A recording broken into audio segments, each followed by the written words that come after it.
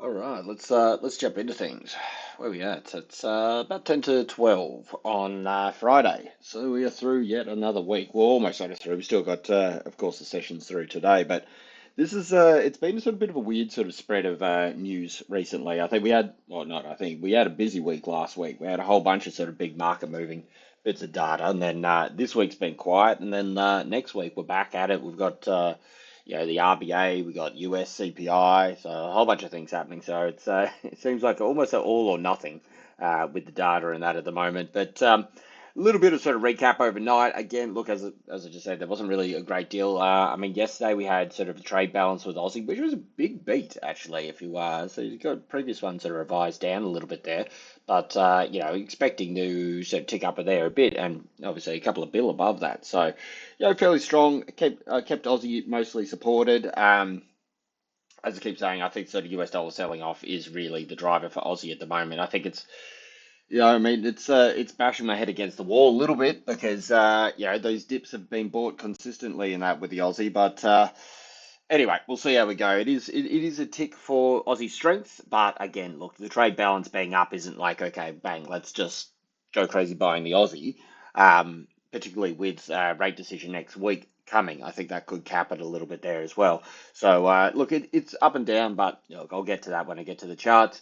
Rest of the session, not really anything majorly of note. I mean, we had the BOE again, just to have an idea about what the other people are doing. They cut by 25 base point, which was the expectation. And obviously, sort of, they had a bit of a, this is something that, as far as I've seen, is only the BOE does, where they actually show the split of sort of how the people sort of voted for, obviously, hold a 25 or a 50 base point cut. Moving on through US sessions, we had a little bit of a tick up in that in the unemployment claims, but still relatively low. I think in the 20s it still seems to be okay, but obviously, as it moves up a little bit, it is, if you're going to put it in one camp or the other, it's a little bit sort of US dollar negative with that. So we actually sort of obviously have been seeing US dollar get absolutely pulverized since uh, NFP last week, and then the ISM on Tuesday really sort of clenched it. And I had a look; it was down about 2.3% before it actually found a base and rallied a little bit. But we did have a headline, and this is how it's attributable for this.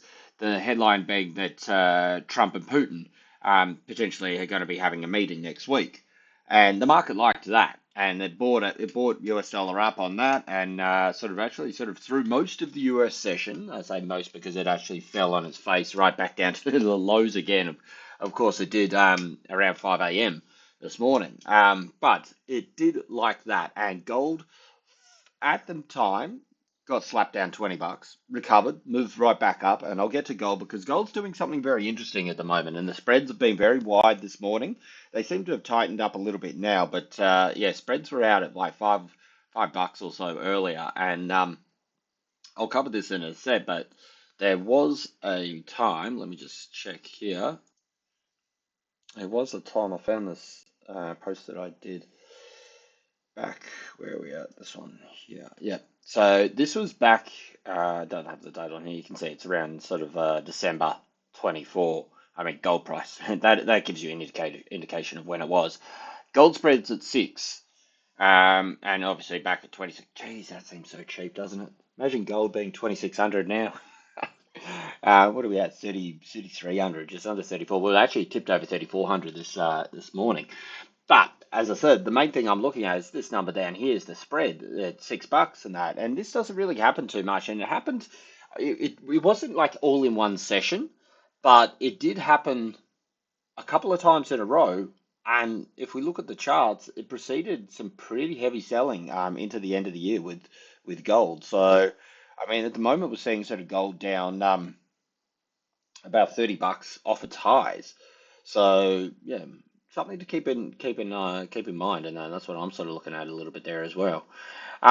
Short of that though, I mean that's it data wise. And that we did have this consumer credit thing out. I don't think this is the catalyst of what caused the turnaround. I think it was Trump talking and sort of yapping on about a bunch of headlines and that. One sec, if I can find those ones. Yeah, so here's a bunch of headlines coming out around that time. It only says 5 hours ago here, but if you have a look at it, it was 5:30 local time that we saw these sort of headlines coming out. And I think the main sort of thing as well is because sort of like, again, one of the headlines that we saw earlier in the night, earlier in the session, was sort of talk of like Powell's replacement. And these things seem to be moving the market a little bit. I think he said his Waller was the name that he sort of picked with it all. But then I sort of saw a bit of back and forth. So I'd have to look a little bit more in it to sort of say comment anything with any sort of confidence. But Waller and was one of the Waller and Bowden, which were Bowman, sorry, were the ones that were sort of the dissenters. So I would have thought that would have been a little bit more sort of dollar weakness involved with that. But it seems that the fact that he's got sort of experience and that the market liked it, US dollar bought up based on that as well. There's also this guy here. Well, this Bosick guy was talking. So actually, while I sort of say there wasn't a great deal going on, I mean this isn't really data, but this Bostic guy talking as well. These Fed member speakers, I've never really paid a great deal of attention to them. I'm like, oh, this guy's just rabbiting on. We hear all this stuff and think, but the last month or 2 months, it has really been moving the market. As I said, that Bowman and Waller, when they've sort of been coming out saying, hey, we've got to cut in July, cut in July, obviously they were wrong. Um, excuse me, that really dumped the US dollar. And that's why I would have thought Waller sort of being the potential preference of a pick. I thought that would have been maybe a little bit more sort of dollar weakness because we saw what happened when these guys came out and sort of like were saying, "Hey, look, we need to cut more, cut more, cut more." So anyway, it was just something to take note of. This Bostic guy came out sounding very hawkish with it all. I can't be bothered going through and finding the headlines right now. Maybe I can do the stuff and be a little bit more organised. But point is, this is mainly just for myself as a recap. But the idea is that a lot of his sort of he went on for a while, and the market liked it. The market was definitely sort of buying it up around that time as well. So if we get to the charts a little bit, might as well jump on here. So that was around, where was that, 12 o'clock. So if we flip onto DXY here and we have a look around 12 o'clock, 9, this is a 4 hour chart. I mean, it's all relative to it all, isn't it? So this is where we were, NFP was still being smashed down, but working intrasession kind of thing.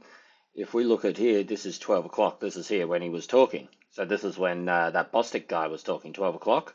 You see the time down the bottom over here. And, it was hawkish talk and bang, it moved up. Obviously, market sold into it. Bang, bang, bang. We came back out the top over here. And then, obviously, this is what I was saying. I think this is when Trump started talking. So if you put this on the half hour, we could see at 5:30, which is when Trump was talking, market got slapped back down over here. So I'm attributing that to the catalyst. Consumer credit or whatever came out at 5 o'clock. I wouldn't imagine that would move the market, and it came in poor, but as expected. So I would attribute this move here more to sort of Trump going on, as I said, those headlines about sort of like potential people that are going to be sort of taking over the board pick kind of thing for the replacement. But we will see. We will see. All right. So anyway, let's get into the charts and sort of see what's happening with it all. As you can see, it found its sort of support a little. This is a little minor zone sort of through here that we can see back. Sort of, it was played itself, played its part a little bit here, a little bit over the top over here. I actually marked this out, and as you can see, right at the second, I'm like, US dollar is absolutely puking. It's taken a bath.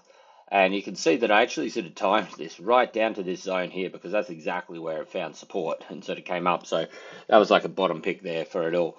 But it shows that the market, given the right conditions, it sparks back to life. Yes, we're still in this ugly sell-off from last week.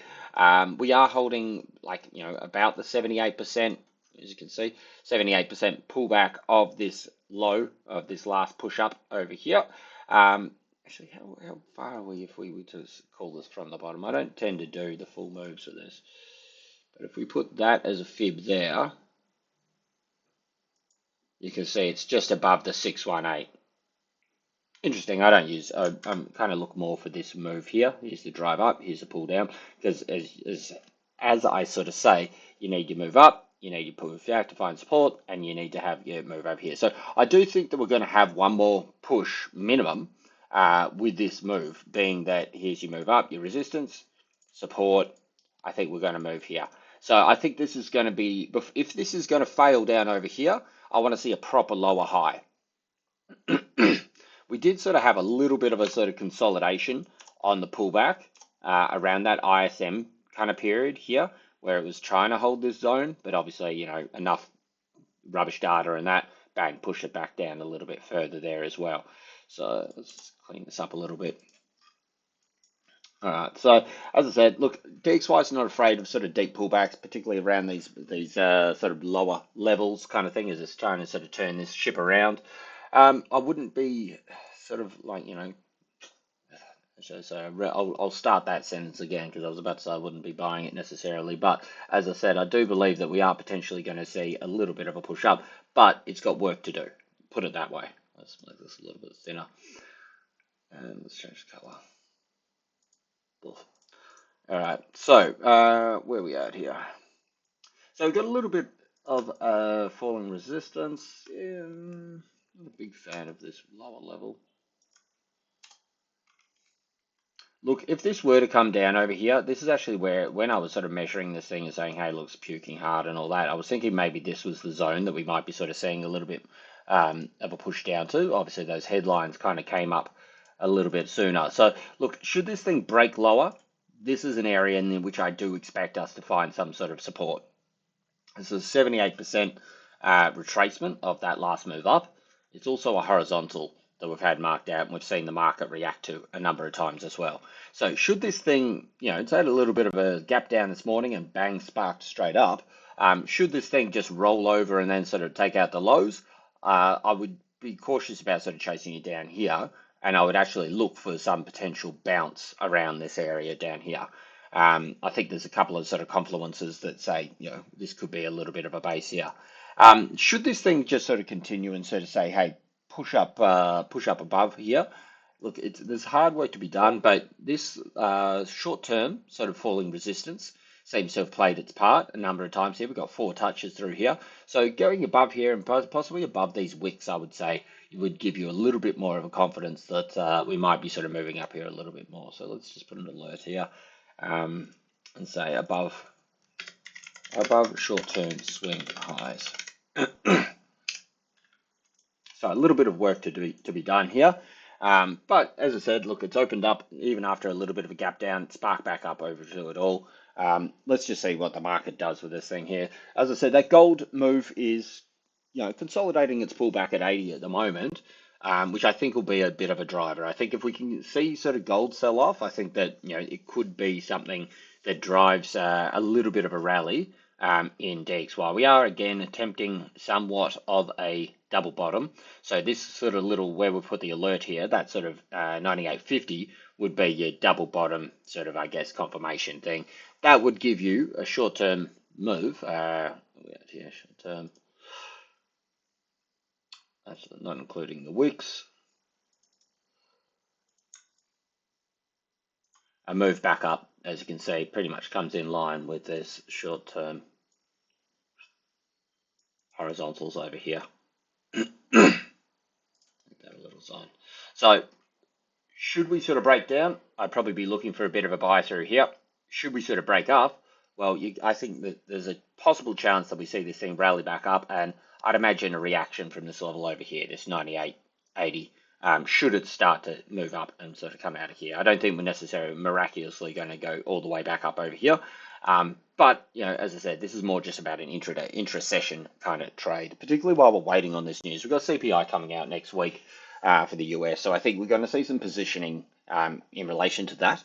But, you know, still doesn't mean that we can't sort of pick out some trades in that at the moment. So, yeah, push down, I would look for a buy.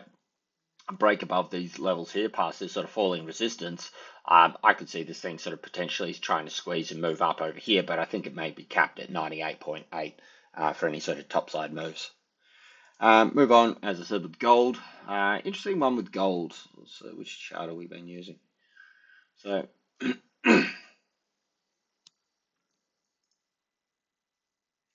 So as you can see, it's sort of really sort of just been consolidating most of the week after that big sort of push off from NFP, coming up here, slightly higher lows coming through here, which is kind of interesting. But we do also have a bit of a wedge forming, which obviously actually sort of this around this point last night I was sort of chatting. I was saying to Scale, look, see this sort of as a three drive to the tops, and then of course the headline came out, bang, sold back down like this, and let's clean this up. Let's get this along here. Um, sorry, just trying to clean this up.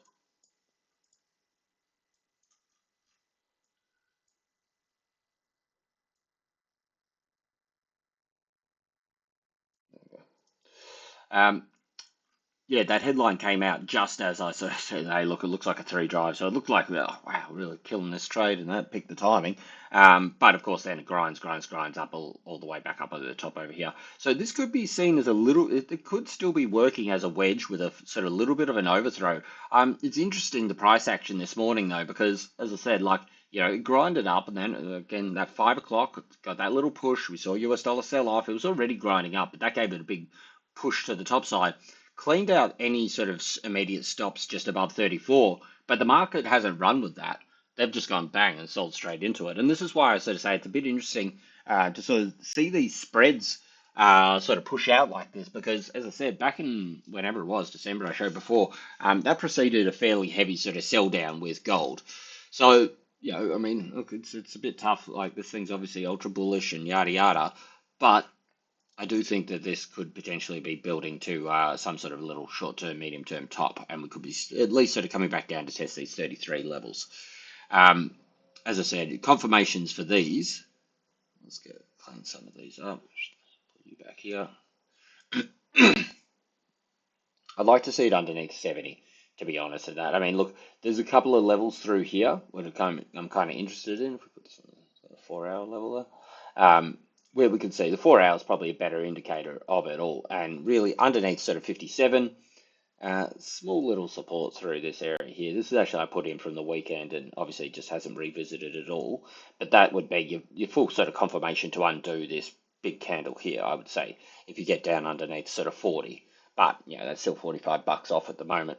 So we'll see how that goes. But I think sort of like, at least with this setup here, where you got 1, 2, 3, 4 pushes to the top, that's a fairly ugly looking sort of candle. Like, that's not necessarily something that's you're going to go, okay, let's buy it up. Look, I'll come back over the weekend. It'll probably be up at 35. So who knows? But at the moment, it is sort of kind of moving out. It's got a little bit of a negative divergence sort of happening here.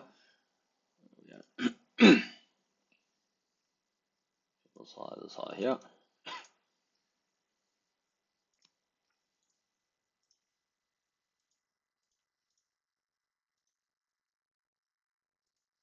So a little bit of a negative divergence up to that high over there, and obviously market sort of use that as a sort of sell occasion. 70 is a line I've been looking at all week. As you can see, it's sort of like, it's dipped down, bought back up, dipped down, bought back up, and like it's been a support, pretty much, support, a bit of resistance. But to me, short term, I want to see this move continue. I want to see this. It's the new 4 hour candle, which is only just ticked over. Like, so we're 9 minutes into this new candle. If we can see this thing take out those lows, so go under 80 and underneath the 70 thing here, that's where I'm going to put my alert, because I think this is going to be quite an interesting level should we get down under it, because this is breaking wedge and also breaking that horizontal. And of course, yes, you do have a support down here at 60. So fairly sort of 80, 70, 60s, these kind of things here. But again, I said it sort of earlier in the week, I'd have a bit more confidence underneath 70. And of course, bang, it did well, came down to 50, straight back up, down to 60, straight back up.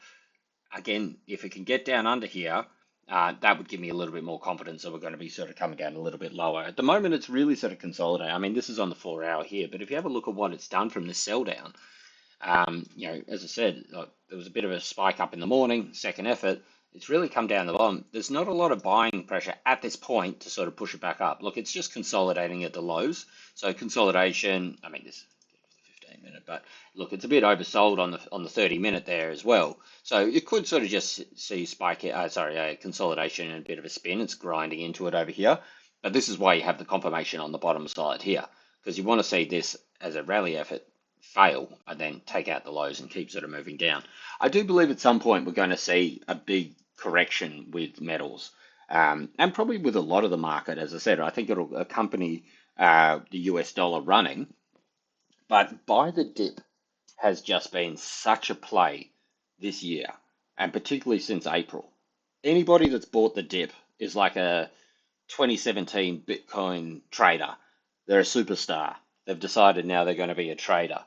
Well, my feeling with these kind of things is the same sort of thing that we saw with Bitcoin in 2017, that it works and works and works till it doesn't work, and then people don't know how to act, and they sort of buy the dip and it keeps dipping, and they buy the dip and it keeps dipping. So I do believe that'll come at some stage. I know everybody says it's very very difficult to pick tops and bottoms and all this kind of sort of stuff with it all, but these moves have to start somewhere, and this is why sort of just why I'm a little bit sort of cautious about some of that sort of uh, not price action but market action with the um, spreads pushing out a little bit this morning. The reasoning I got back from the brokers in July, not July, when was it? October, December or so last year, was that there was a lack of liquidity in the market. Um, I don't know. We'll see how we go with it all. There was another head just on gold as well. There was another headline out yesterday saying China's buying again, and this is X amount of months in a row that they've been buying. I can't remember how many. Let's see if I can find out how many it was actually. I think I sent it to somebody.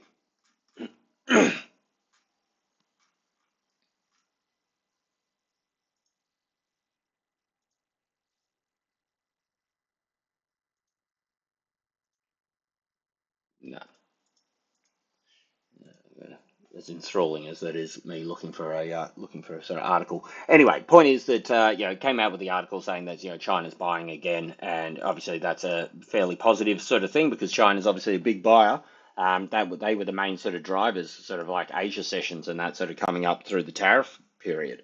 Um, so again, all these things sort of playing in together, but for the time being, I think look, it's still obviously bullish. It looks like a little bit of an overthrow of a wedge, and potentially a failed breakout with an overthrow leads to a breakdown. And I think sort of the confirmation that'll be underneath 33.70. All right, let's tick along. We got Aussie, and Aussie, as I said, look, this actually completed this measured move of this triangle, came out here almost sort of perfectly with this here, right up above these highs to sort of take it all out, and then smacked on the head there as well. I did on a different chart actually sort of pick out that this is forming a little bit of a channel here as well. We'll take this one here.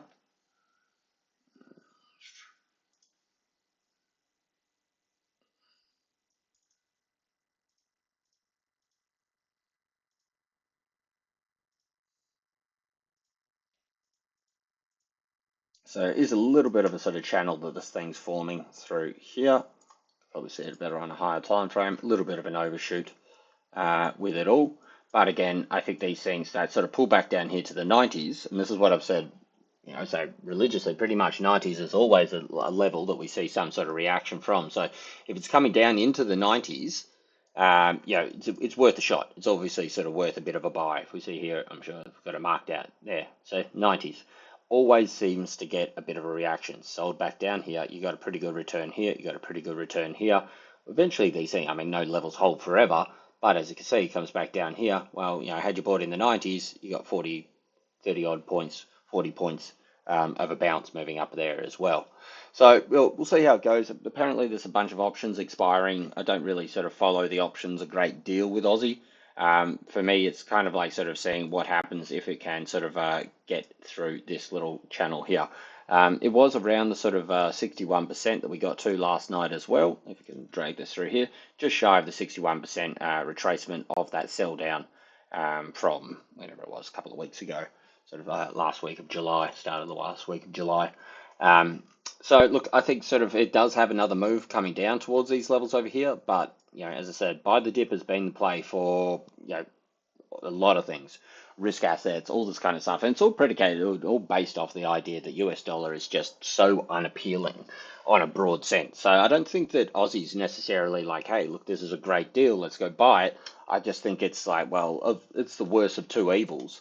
And, by sort of default, that if you sell in US dollar, all crosses are going to rise. Um, so I think that sort of like that's what's holding it up. So again, this is just why I'm cautious of this move. We do have a little bit of a megaphone sort of forming here.